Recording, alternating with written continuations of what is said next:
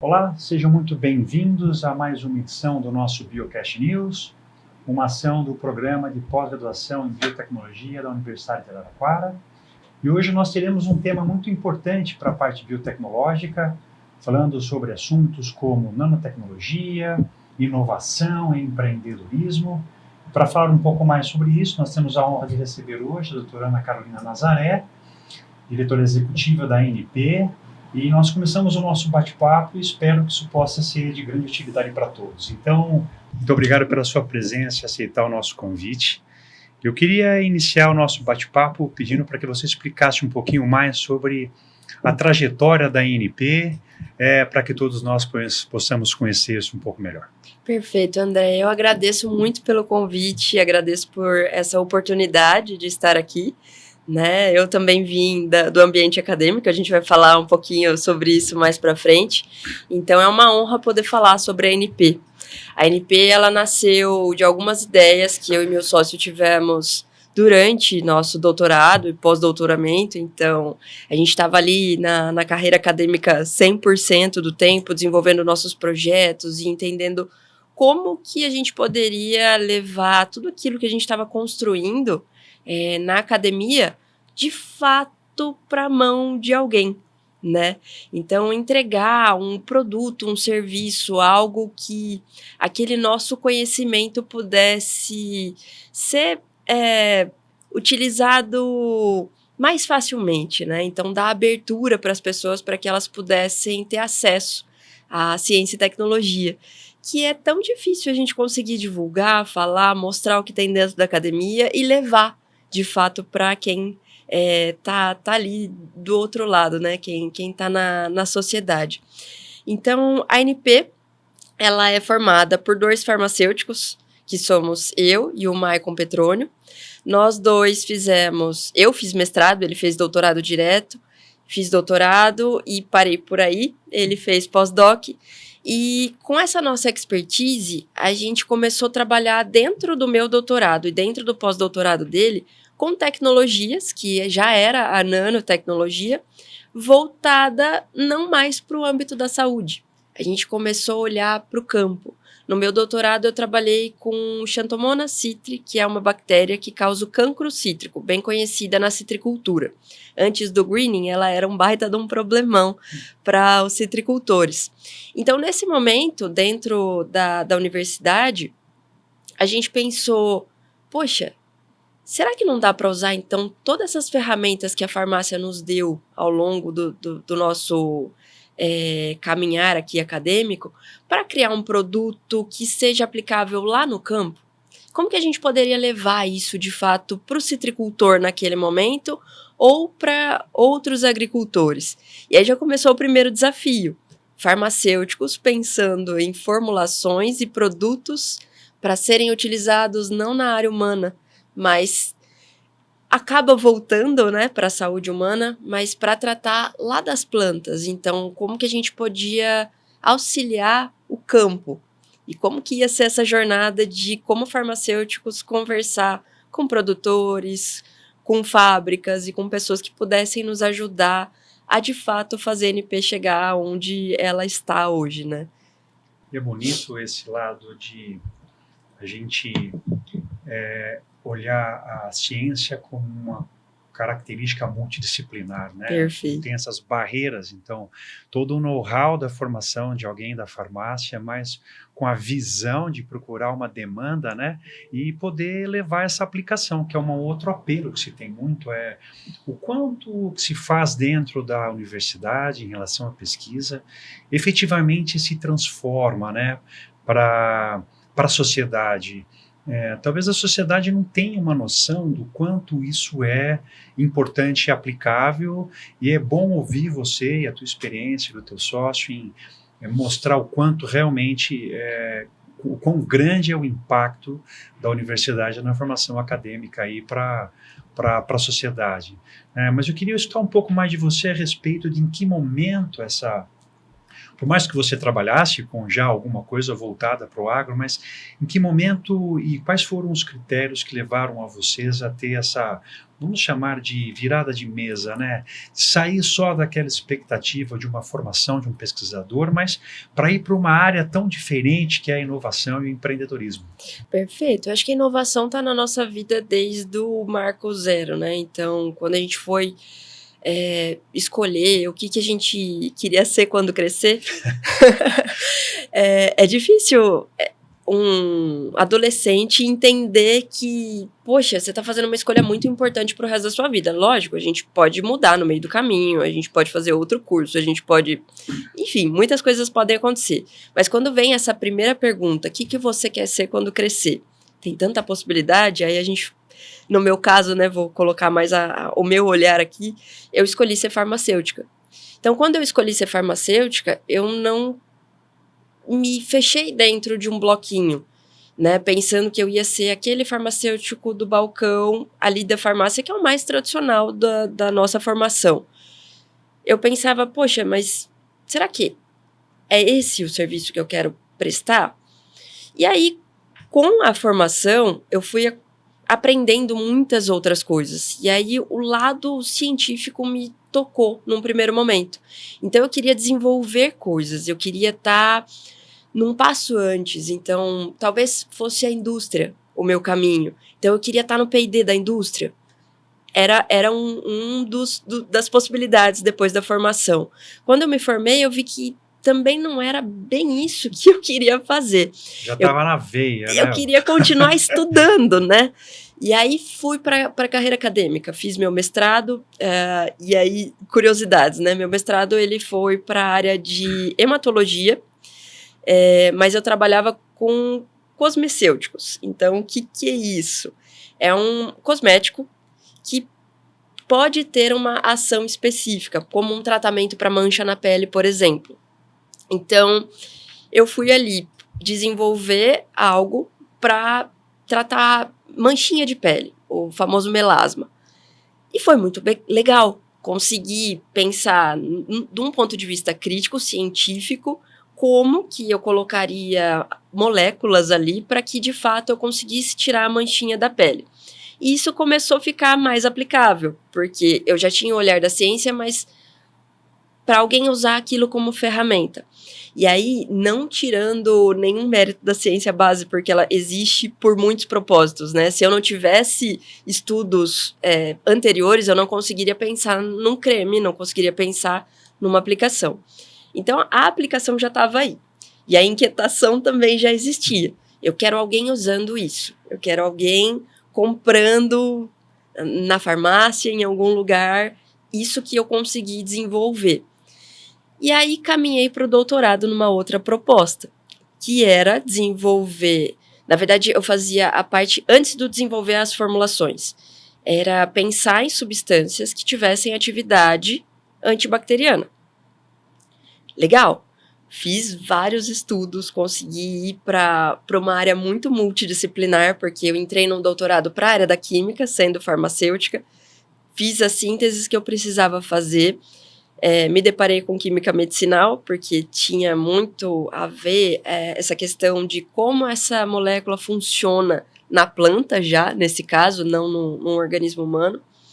Fui para microbiologia, pus a bonita da bactéria para crescer, coloquei ela lá na casa de vegetação, e aí nesse momento, fazendo ações práticas, eu queria mais do que aquela experiência.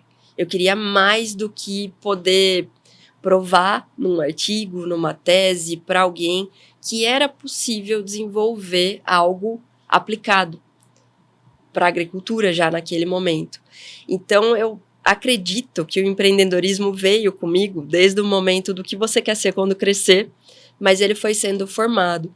E aí, no meu doutorado, eu tive uma oportunidade muito, muito legal. Tem um programa de uma universidade bem grandona, pública, que leva as pessoas a pensarem em inovação. E aí eu conversei com o meu orientador na época e falei, o que você acha de eu me inscrever e inscrever parte do nosso projeto aqui, acadêmico, para concorrer a um prêmio? E ele falou, vai lá, mete a cara. Não sei o que vai acontecer, mas faça, né? Se é da sua vontade, se inscreve. Aí eu falei, tudo bem, né? Posso me inscrever, nada acontecer, posso não evoluir nessa questão. E aí fui para esse primeiro desafio. Então, consegui passar pelo processo seletivo e comecei a entender o que era um modelo de negócio, o que era poder empreender. E já com aquela ideia da academia, naquele momento, fazendo uma grande prova de conceito, né? Então, será que isso que eu estou estudando entra num plano de negócio, entra nesse modelo de negócio? Como é que isso funciona? Então, foi a primeira vez que eu tive contato com o empreendedorismo, se a gente pode chamar assim, né? E aí, daí pra frente, a formiguinha picou e a coisa só foi me mostrando que era esse o caminho. Então, quando eu falava, gente, eu quero terminar meu doutorado e abrir uma empresa, meus colegas todos da universidade olhavam e falavam, por quê? Né? Faz sentido? Você está se formando para talvez ser uma pesquisadora, se formar uma professora, ficar aqui no âmbito acadêmico, que é o mais comum, né, da nossa jornada. E aí eu estava ali querendo sair da caixinha. E aí ser uma pesquisadora dentro de um ambiente privado, dentro de uma empresa na qual eu ia fazer a abertura dela.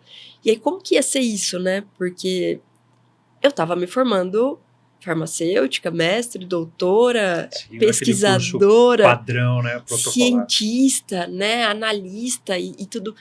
E é engraçado isso, né? O cientista, ele é curioso. Por natureza. Se ele não nasce curioso, ele não consegue pesquisar nada, ele não consegue ir para o próximo passo. E aí essa curiosidade da cientista que fez a inquietação nascer, sabe? E querer mais, querer saber mais, querer entregar mais, querer ser mais aplicada e um pouco menos teórica. Embora a roupinha da cientista ainda tá muito aqui, né? E às vezes a gente ainda é muito teórico e precisa para alguns momentos, mas talvez o ponto inicial foi aí do quero entregar mais, quero ver alguém usando algo que eu consegui desenvolver, ou que meu grupo conseguiria levar para mais gente, entender o quão complexo é criar algo e entender como a ciência está no nosso dia a dia, né? E como é importante hoje esse papel da universitária também nessa formação, na pós-graduação, que não é só a questão da pesquisa ou da docência, mas também abrir essa nova oportunidade, né, para que essa formação do pesquisador também seja direcionada para o empreendedorismo, para a inovação. Né? Tive uma tendência recente aí de mudança desse paradigma dentro da própria universidade, né? E que bom, André. Que bom. Que bom, porque eu me sentia, num primeiro momento, sozinha e estranha, né, de querer empreender, de querer sair daquele lugar comum. E aí, quando a gente vai para esses desafios, quando a gente encontra outras pessoas nesse mesmo movimento, é curioso. Porque não é só a Ana Carolina que quis levar a ideia e toda a trajetória acadêmica dela para dentro de uma empresa. Tem muitos empreendedores que são cientistas. Então, as deep techs, que são, né, o novo formato que se chamam as startups de base tecnológica, elas são muito comuns hoje. E cada vez mais crescente. O estado de São Paulo está cheio de empresas que têm seus sócios fundadores cientistas. Eles vieram também da academia, tiveram essa mesma inquietação, tiveram essa disponibilidade de encontrar algo novo. Porque a formação, ela hoje, né, tem um pouco mais, aqui nesse instituto a gente tem esse olhar um pouco mais voltado para o aluno de que pode ser aqui ou pode ser lá, você pode empreender também, você pode ser um empreendedor dentro de uma empresa que não é sua, que isso é muito importante falar também, né? Você é um empreendedor não só se você abre um CNPJ, mas você é um empreendedor se você tem essa disponibilidade de querer entregar mais e ser mais curioso e fazer além do que a proposta comum te dá ali como caminho, né? E a importância também para quem está na graduação enxergar na pós algo, desconstruir a ideia de que eu vou fazer mestrado ou doutorado, estrito sensu, para virar professor universitário, né?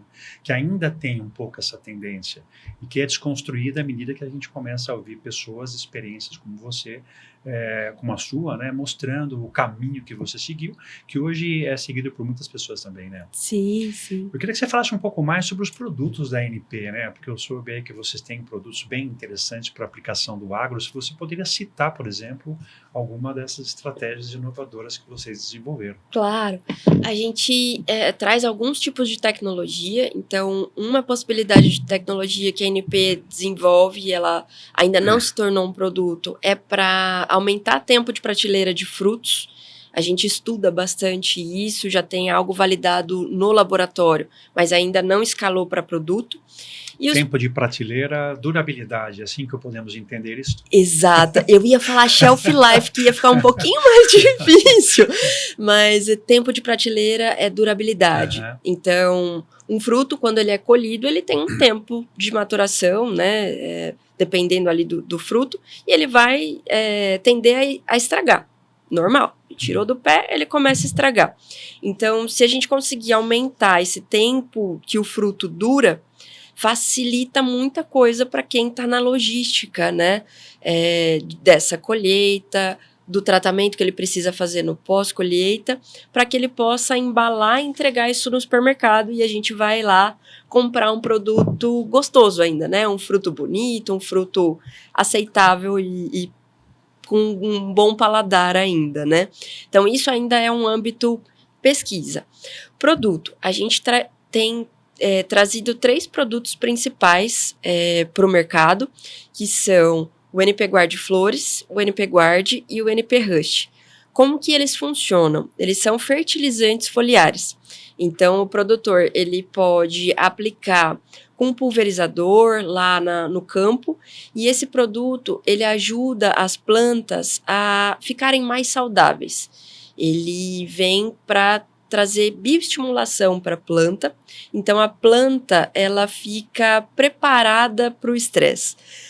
Tô olhando você fazer assim, né? Aí a cientista voltou aqui na Carolina. Que significa tudo isso? Então, eu tenho um produto que o produtor ele vai aplicar na sua lavoura e essa planta ela vai ficar saudável. A gente sabe que quando a gente trata a saúde... a gente poderia entender como, por exemplo, menos risco de uma praga, alguma coisa do tipo? Exatamente. Quando a gente trata a saúde humana, principalmente, a gente fala que dentro do que se espera, né, de uma pessoa saudável, é que ela faça atividade física, se alimente bem, tome sol, use protetor solar e faça toda a sua proteção para que você não fique doente. Então, ter saúde é ausência de doença, né? Então, a gente usa o termo promoção de saúde no humano, exatamente. Né? Prevenção das coisas. Então, agora a gente está num momento onde as pessoas ficam muito resfriadas e gripadas por conta do clima. Então, para a planta, funciona um pouco parecido com o humano. Lógico que a planta, ela tá ali quietinha na dela e a gente que tem que levar essa promoção de saúde para ela. Então, os produtos da ANP vêm para fazer essa função. Então, proteger a planta para um estresse que pode ser até falta de água, né? Então, que momento você precisa fazer a proteção dessa planta para quando você irrigar ela se manter ali bonitinha e hidratada, para essa planta não ter uma doença. Então, quando vem uma bactéria, um fungo para entrar ali nessa plantinha, ela tá forte e ela vai conseguir resolver sozinha aquele problema. É lógico que a ANP não tem um produto milagroso que vai conseguir sanar tudo isso, mas essa é a proposta que a gente leva. Promoção de saúde para as plantas, para que elas consigam aguentar os estresses bióticos e abióticos. Então, biótico, qualquer coisa que esteja envolvido com ela mesma, né? Então, em relação à crise hídrica, então como que ela vai resolver essa questão melhor do que uma outra planta não preparada? E os efeitos externos, quando vem uma bactéria, uma praga, quando vem uma insolação, né? Então, como que ela se prepara para esse momento de estresse e como que esses produtos ajudam no manejo do campo. Então, outros produtos incríveis de outras empresas também têm funções específicas. Então, como esse outro produto pode ser auxiliado com o preparo da planta? E aí, isso tudo leva para o produtor a uma maior produtividade, mais eficiência no manejo dele. Nosso produto ele pode ser colocado no mesmo tanque que ele prepara a cauda para aplicar lá no campo. Isso também facilita porque você não cria um outro processo para ele. Então, a gente entrega um produto que ele consegue aplicar e, tranquilamente, ele põe isso na rotina do campo. Talvez outra diferencial que a NP traz é que a gente, lá nos nossos doutorados, trabalhava sempre com produtos naturais. Então, a NP traz essa vertente também, de utilizar apenas produtos naturais na base de seus produtos, ter produtos sustentáveis e biodegradáveis. Então, a gente olha a saúde por completo. Eu estou tratando aquela planta para que ela produza melhor, para que esse alimento, quando colhido, também possa trazer saúde para as pessoas. Então, olhando a integralidade do que é uma produção de alimento, né? E preocupado em todos os aspectos, né? Aspectos ambientais, sociais, econômicos, é sensacional, né? E certamente deverá ter um impacto econômico importante também nisso aí. Exato. E aí, falando de impacto econômico, a gente trabalha muito para a hortifruticultura. Ela é bem assistida por grandes indústrias, mas quando a gente fala da hortifruticultura como um todo, então quem produz hortaliças, verduras e frutas, nem sempre esse agricultor ele é um agricultor grandão. Às vezes ele vem de uma agricultura familiar. Às vezes ele está num modelo mais cooperativista.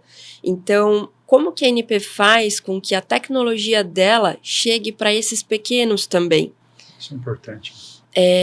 A gente trabalha mais aproximado das cooperativas e a gente tende a fazer algumas modificações para que a gente consiga levar preço acessível também, né? Então, eu tenho uma tecnologia muito incrível do ponto de vista de eficiência e produtividade, mas ela não serve só para o padrão dos grandes produtores. Eu atendo os grandes produtores, mas tenho um olhar também focado para a agricultura familiar, né? Então, a gente tem alguns trabalhos até para alguns agricultores aqui da nossa região que está funcionando muito legal. A gente está fazendo alguns testes, colocando o produto em embalagens menores, por exemplo. Então, é a mesma tecnologia do produto grandão, mas numa embalagem pequena que eu consiga levar para produtores que vão usar também em menor escala, né? Então, por que não fazer esses pequenos ajustes para poder atender mais gente? E é muito nobre ter essa visão por parte da empresa, né? Porque são exatamente esses produtores que acabam enfrentando a maior dificuldade de mercado, competitividade, né? O impacto que esses produtos podem trazer também na redução de desperdício, né? De hortifrutis. Então, é uma parte sensacional, assim. Parabéns não só pela trajetória sensacional que vocês estão tendo, né? Quanto uma empresa surgindo aí da universidade, mas tendo um impacto econômico já tão importante, ao mesmo tempo preocupada com questões ambientais, sociais. É muito legal ver essa parte, né? Isso tudo próximo a nós aqui em Araraquara, né? Ou em Araraquara, isso é muito bom. A gente poderia ficar falando muito tempo aqui, né, Ana, sobre um tema tão interessante como esse, mas nosso tempo está acabando. Eu queria aproveitar para te agradecer imensamente mais uma vez a oportunidade. Espero que a gente possa contar de novo com você aqui numa outra oportunidade no Biocast News, trazendo mais inovações da NP. Desejamos a vocês um sucesso imenso aí na empresa, né? E aos nossos ouvintes, muito obrigado pelo prestígio em mais essa edição do Biocast News. E esperamos que vocês continuem nos acompanhando aí nas nossas redes e no YouTube. Um excelente dia a todos e até breve.